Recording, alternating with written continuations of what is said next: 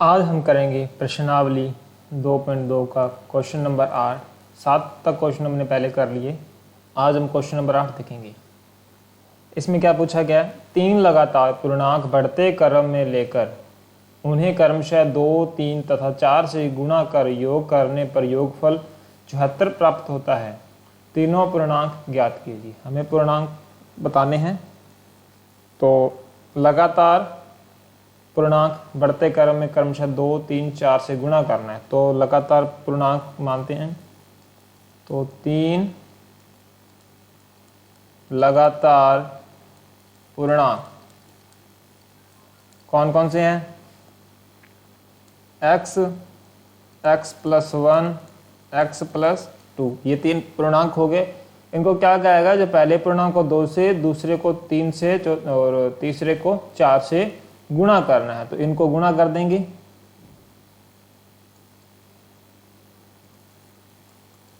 अच्छा, इनको तो इसको 2 से करना है गुणा, इसको 3 से करना है, इसको 4 से गुणा करना है। तो इसको गुणा करने पर कितना आ गया? ये आ गया हमारे पास 2x। ठीक है, ये कितना आ गया? 3x+3। ओके, ये 4 को x से किया तो 4x, और 4 को 2 से गुणा किया तो 8। 4x+8 तो हमारा पहला पूर्णांक ये, दूसरा ये, तीसरा। अब इनका बताना है आगे प्रश्नानुसार। देखते हैं, हमें योगफल भी दे रखा है ना, तो क्वेश्चन के अनुसार से देखते हैं। तो प्रश्नानुसार पूर्णांकों का योगफल, पूर्णांकों का योगफल कितना है हमारे पास? 74।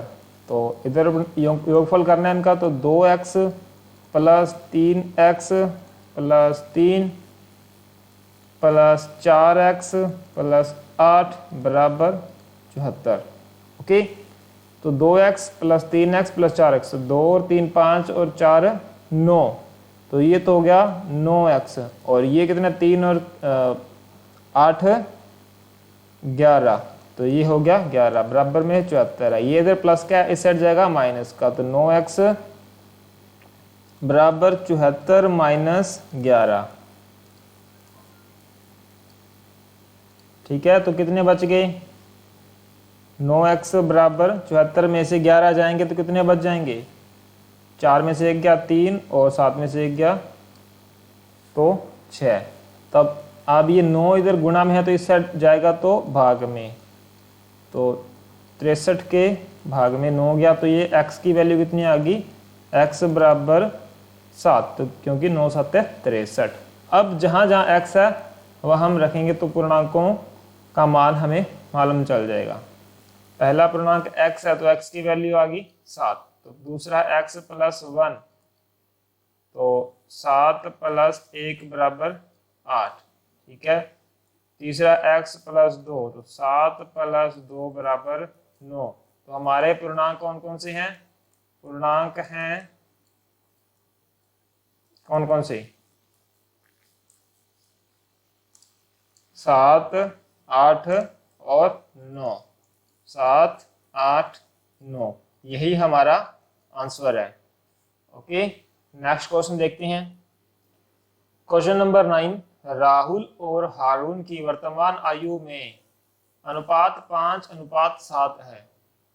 4 वर्ष बाद उनकी आयु का योग 56 वर्ष हो जाएगा। उनकी वर्तमान आयु क्या है? हमें वर्तमान आयु बतानी है। हमें ना ही तो राहुल की आयु पता है, और ना ही हारून की। तो माना राहुल की वर्तमान आयु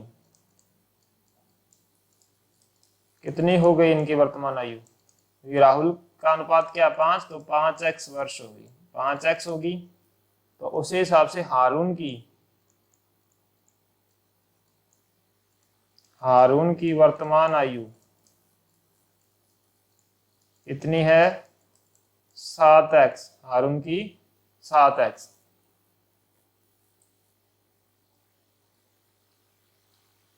अब उसके बाद क्या बताया गया? 4 वर्ष बाद उनकी आयु का योग, आखिर 4 वर्ष इसमें ऐड और करने हैं। ये अभी माननी है वर्तमान आयु, तो 4 वर्ष बाद भी करनी है, तो 4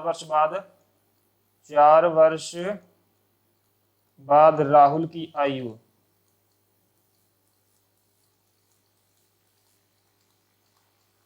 कितनी हो जाएगी, 5x + 4।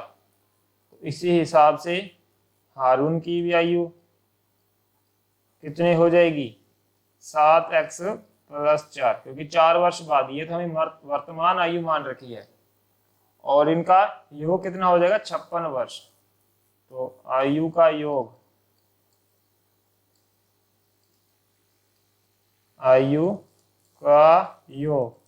कितना है, 56 वर्ष, और यहाँ योग करना है 5x + 4 + 7x + 4 बराबर 56। 7 और 4 कितना हो गया, और सॉरी 5 और 7 12x प्लस 4 और 4 8 बराबर 56। 12x बराबर 56, इधर प्लस का तो इधर माइनस का हो जाएगा। ओके, 12x में से, सॉरी 12x बराबर 56 में से 8 कम किए तो कितने रह गए, 48। उसके बाद क्वेश्चन में क्या है,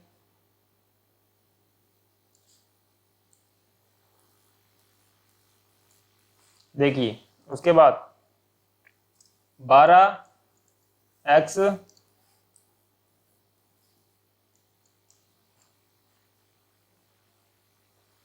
तो हमारे पास आ गए हैं, उधर एक बार। अब x बराबर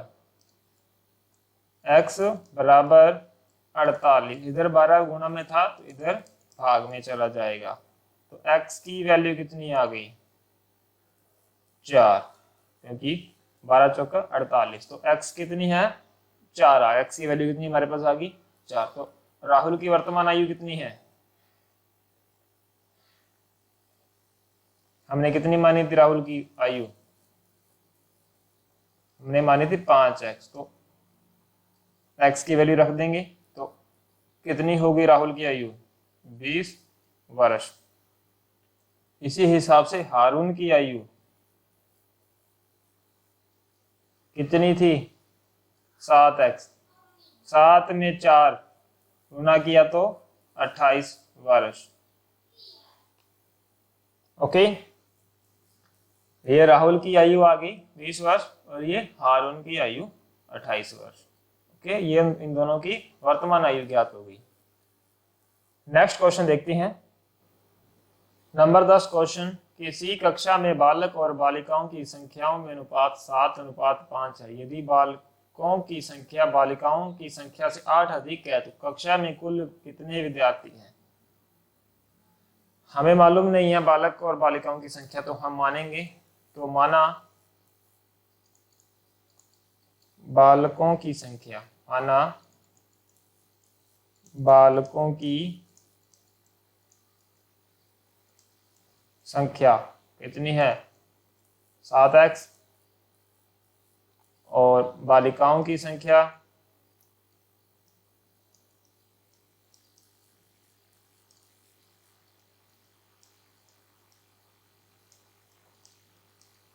कितनी, 5x। अब कक्षा में कुल कितने विद्यार्थी होगी, हमें कुल कितने विद्यार्थी फाइंड करने हैं, तो कक्षा में कुल विद्यार्थी कितने होंगे, 7x + 5x कितने हो गए, 12x कुल विद्यार्थी। क्या है ये, कुल विद्यार्थी हो गए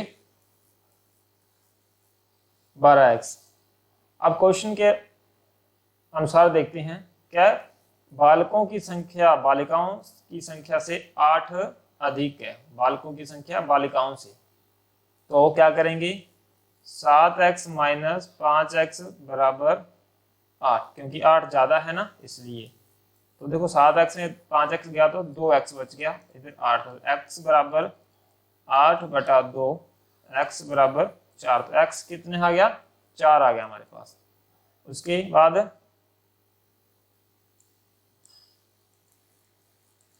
कक्षा में कुल विद्यार्थी थे,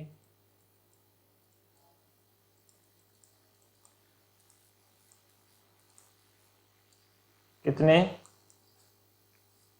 12x और 12 गुणा x की वैल्यू रखनी है 4, क्योंकि 4 हमारे पास आई थी। तो कुल विद्यार्थी कितने थे 48। तो टोटल कितने विद्यार्थी थे 48 विद्यार्थी कक्षा में मौजूद थे। यही इसका आंसर है। ओके, नेक्स्ट क्वेश्चन देखते हैं।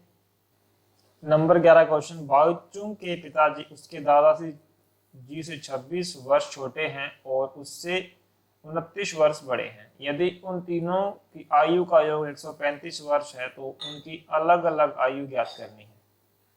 ठीक है, तो तीनों की आयु कितनी देर की है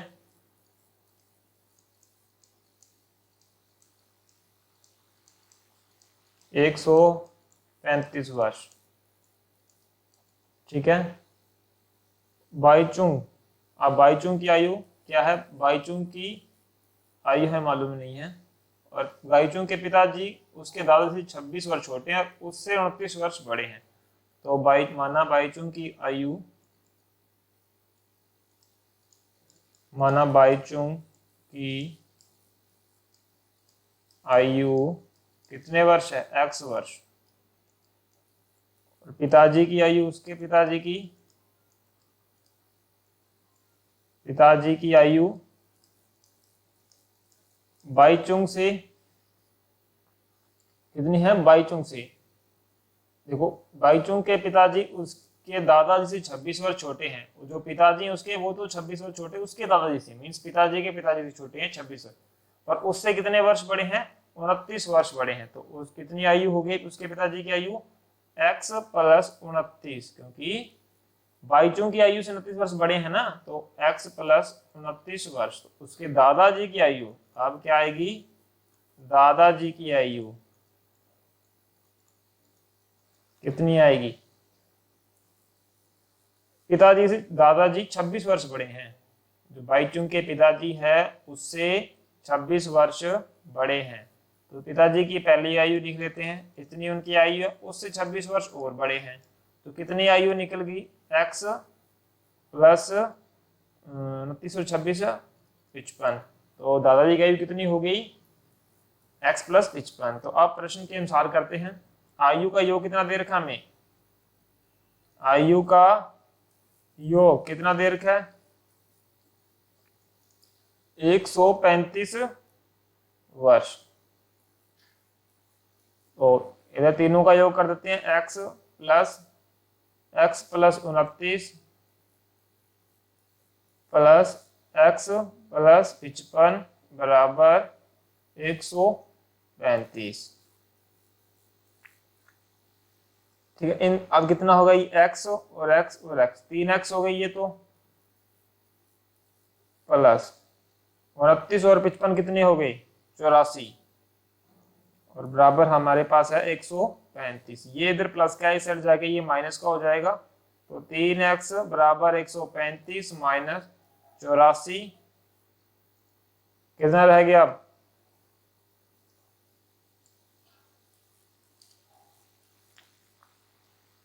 3x बराबर हमारे पास रह गया 51।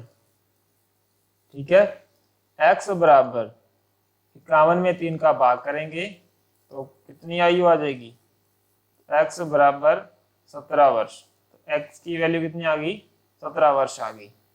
अब बाईचुंग की आयु कितनी थी, हमारे पास बाईचुंग की आयु कितनी थी x वर्ष थी ना, कितनी आयु थी उसकी x वर्ष। तो इसकी कितनी आयु होगी फिर 17 वर्ष, 17 वर्ष होगी बाईचुंग की आयु। उसके पिताजी की कितनी आयु थी, पिताजी की आयु कितनी थी x + 29, ये आयु थी ना पिताजी की।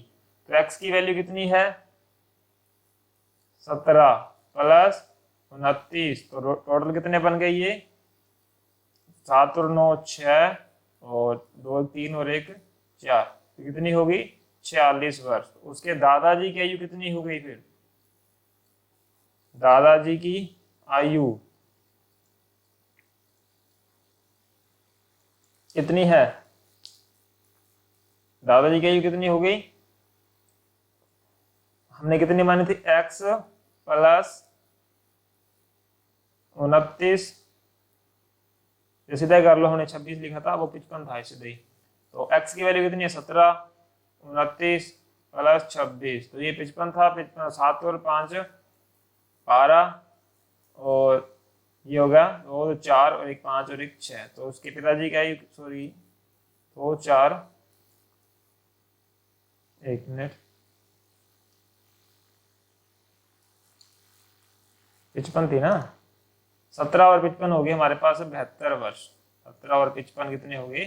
72 वर्ष। और तीनों की आयु कितनी होगी अब? बाईचों की 17 वर्ष, पिताजी की 62 वर्ष और दादाजी की 72 वर्ष। तो यही हमारा आंसर है। नेक्स्ट क्वेश्चन देखते हैं अब हम। Number 12 question. 15 वर्ष बाद रवि की आयु उसकी वर्तमान आयु से 4 गुनी ज्यादा हो जाएगी। वर्तमान आयु ज्ञात करनी है रवि की। ठीक है, तो माना रवि की वर्तमान आयु, माना रवि की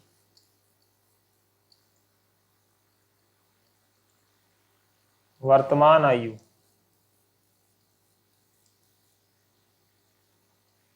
कितनी है? x वर्ष। 15 वर्ष बाद, 15 वर्ष बाद मीन्स कितनी हो जाएगी? तो 15 वर्ष बाद आयु कितनी होगी? x प्लस 15 हो जाएगी, जुड़ जाएगी। अब क्या बताया? उसकी वर्तमान आयु से 4 गुनी ज्यादा हो जाएगी। ठीक है, वर्तमान मानी हमने x, अब वर्तमान आयु हमें ज्ञात करनी है। तो x प्लस 15 बराबर x गुणा 4, क्योंकि वर्तमान से 4 गुना ज्यादा हो जाएगी।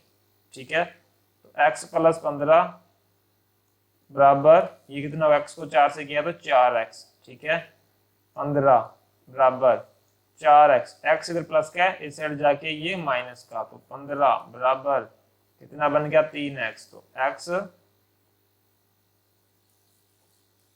बराबर 5, x बराबर कितनी आ गया? 5 वर्ष आएगी। x बराबर कितनी आ गया? 5 वर्ष। तो जो रवि की वर्तमान आयु कितनी है? अतः रवि की वर्तमान आयु कितनी है? 5 वर्ष। यही हमें फाइंड करना था। ओके, हम अब नेक्स्ट क्वेश्चन देखते हैं। Next question. एक परिमेय संख्या को 5/2 से गुणा कर 2/3 जोड़ने पर -7/12 प्राप्त होता है, तो वह संख्या क्या होगी? तो माना एक परिमेय संख्या, ठीक है, तो माना परिमेय संख्या कितनी है? x मान लिया। तो क्वेश्चन के अनुसार करते हैं। अब एक परिमेय संख्या को 5/2 से गुणा करना है, तो x गुणा 5/2, 2/3 जोड़ना है, इसी में हमें 2/3 जोड़ना है, और हमें जो संख्या प्राप्त होगी, कितना जोड़ने पर क्या प्राप्त होता है? -7/12। अब इनको सॉल्व कर दो। x गुणा 5/2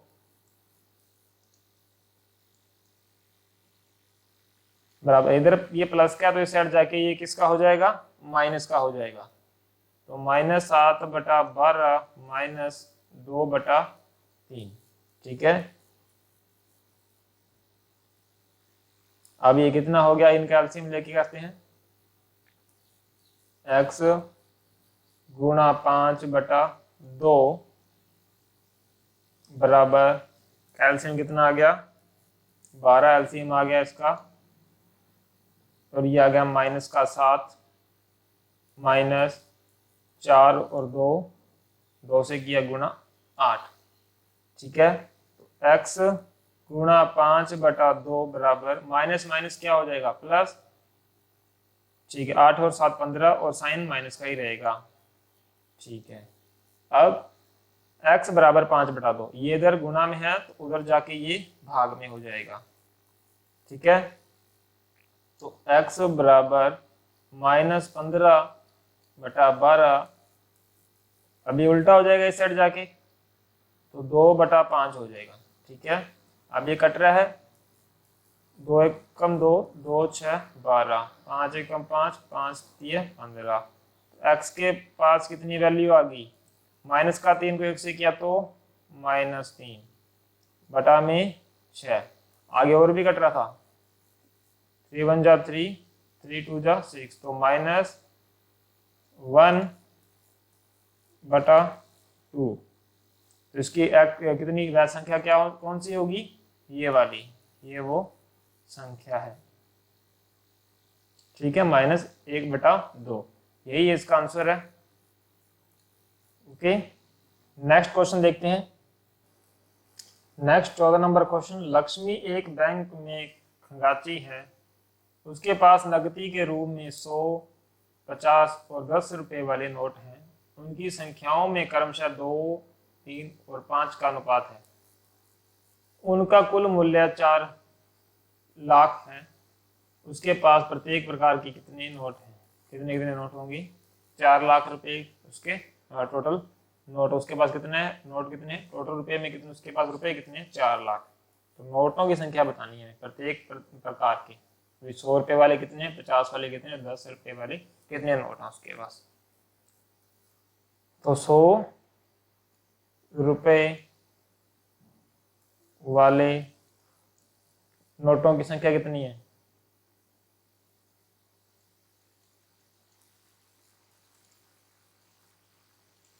कितनी है संख्या, 2, 2 अनुपात मीन्स माना 2x, माना 100 रुपए वाले नोटों की संख्या 2x होगी। इसी प्रकार यह माना लिख लो। इसी प्रकार 50 रुपए वाले नोटों की संख्या कितनी हो जाएगी, 3x। इसी प्रकार 10 रुपए वाले नोटों की संख्या कितनी हो जाएगी, 5x। अब हमारे पास नोटों का मूल्य हम निकाल लेंगे, क्योंकि 100 रुपए वाले नोट हमारे पास हैं, 50 रुपए वाले भी नोट हैं, 10 रुपए वाले भी नोट हैं। तो 100 के नोट का मूल्य करेंगे 2x, और हमारे पास 100 है, तो कितना हो जाएगा ये 200x। x में 100 गुना करके इधर 50 रुपए, 50 के नोट का मूल्य 3x, तो 3 को 5 से गुना कर देंगे, 50 है, 50 को 3 से करेंगे तो 150x।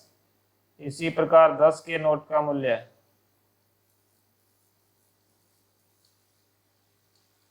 10 को कर देंगे 5 से, 5x है ना, तो 10 को 5 से किया तो 50x। अब हमारे पास कुल मूल्य कितना है, कुल मूल्य हमारे पास कितना था,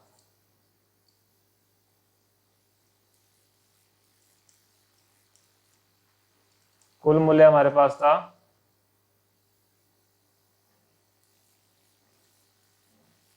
4 लाख रुपए। ठीक है, अब प्रश्न अनुसार कर देंगे। हमारे पास पहले क्या है, 200x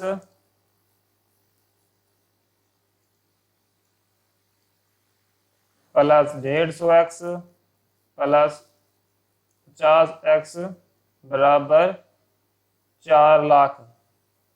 ठीक है, बराबर में कितने हैं, 4 लाख। तो ये कितने हो गए, 200, एक्स भी लगाना था उसमें, 1 मिनट, ये हो गया 200x, फिर है हमारे पास 150x प्लस 50x, तो ये टोटल कितने बन गए 400x, बराबर में 4 लाख। x बराबर 4 लाख भाग 400, 2 0 से 2 0 कट गई, और ये आ गया हमारे पास 1000। x बराबर 1000। ठीक है, x की वैल्यू कितनी आ गई, 1000। अब हम नोटों की संख्या काउंट कर सकते हैं, नोटों की संख्या काउंट कर सकते हैं। तो 100 रुपए के नोटों की संख्या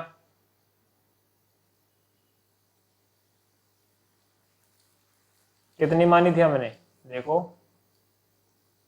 2x, तो x की वैल्यू रख देंगे ना इसमें,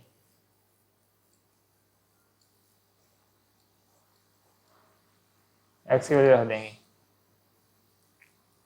2x था, 2 गुणा 1000, तो कितना बन जाएगा ये 100 रुपये वाले नोट कितने हो जाएंगे, 2000। ठीक है, अब उसके बाद 50 रुपये नोटों की संख्या